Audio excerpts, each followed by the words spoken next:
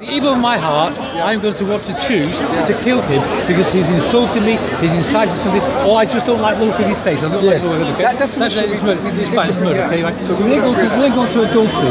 Is adultery permissible? No. No. Okay. So adultery is not permissible. How do you define adultery in Islam? So adultery, for example, is when a person, so for example, if a person is married and he has intercourse with an individual that's not permissible for him to have intercourse with. So for example, if I'm married with a woman and then for argument's sake I have intercourse with my neighbour, that would be considered adultery. And we distinguish between adultery in terms of a married person and I don't know the other, there's zina, isn't it? And fornication. Fornication, which is separate, okay? So it's a separate thing, okay?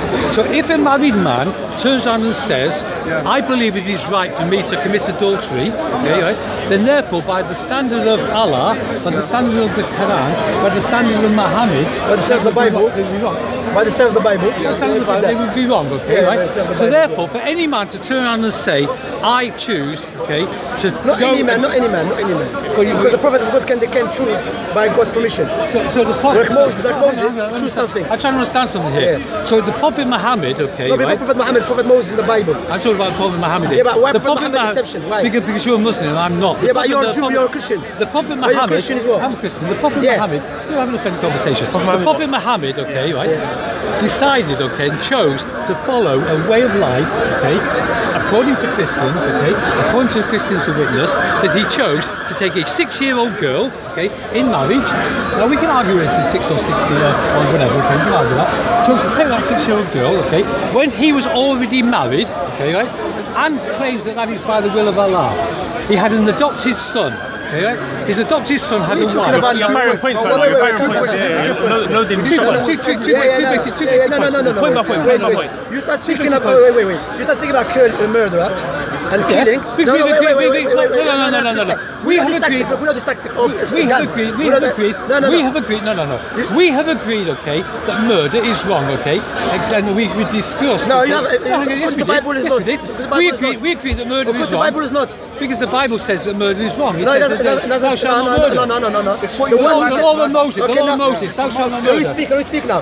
The one who said you should not murder, okay, is the same one who killed a woman and babies. Are you aware of that?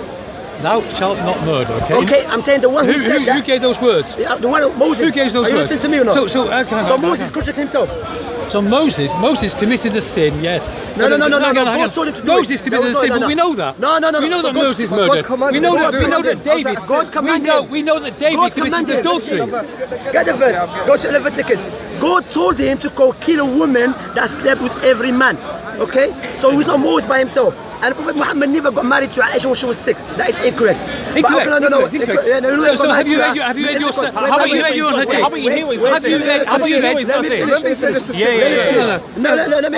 me finish. According to the Bible. Numbers 31, what does that say? Okay.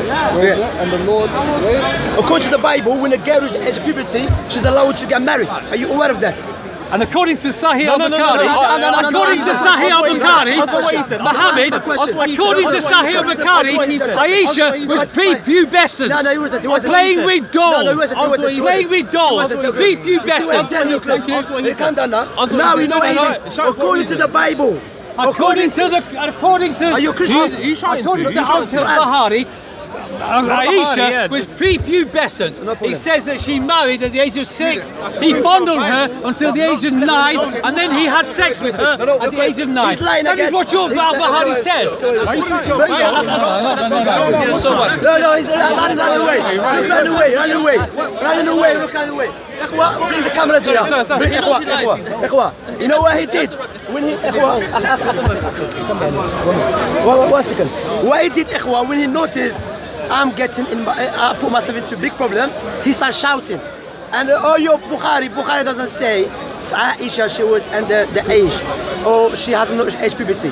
What the argument is that because there's a narration when Aisha was playing with the dolls.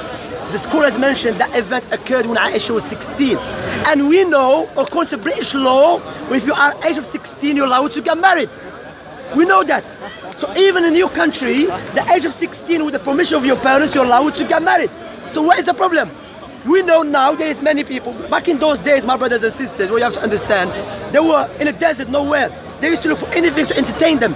You understand? Like in our time, people entertain themselves with PlayStation 2. In our country, if you see a woman playing PlayStation 2, they think she's immature. But in this country, no, she's still mature. In my country, she's not allowed to get married, she's immature. But they have no problem here saying, no, we're not going to accept your criteria. So what's going on now? These people here, they want to use the liberal, modern liberal criteria to criticize our Prophet Muhammad alayhi salam. What he tried to do, he tried to run away, clearly from the camera. He said Bukhari never said it. Do you understand that? Aisha, may Allah pleased with her, the Arab pagans, they used to look for any excuse to speak ill of Prophet Muhammad sallallahu alaihi wasallam. When he got married to Aisha, I would challenge every Christian, a Jew, atheist, every khatibiti person, come to me now, historically speaking, bring me one person from the Romans, because we know historically speaking, the Romans knew about Prophet Muhammad. We have manuscripts from the Romans, from the Coptics, from the what do you call them, from the Iraqis, speaking about Prophet Muhammad. How come they never criticize Prophet Muhammad when he got married to Aisha? Why? Forget that. I will challenge you 500 years ago. Bring me any historian 500 years ago, worldwide, criticize Prophet Muhammad got married to Aisha. Because we know when a person reached the age of puberty, if the girl mature enough and reached the age of puberty, she's allowed to get married. But in our time, everything is changed. But we know the king of these countries, there is many events when a king of Britain, which the British people look up to, they got married to the queens or the princes at the age of 6 years old. 6, like Richard II. But they have no problem with it. Why? Because no Muhammad. Naam. But that is, you know why he ran away? Because according to the Bible, when a girl reaches age puberty, she's allowed to get married. So hold a minute, I just contradict myself.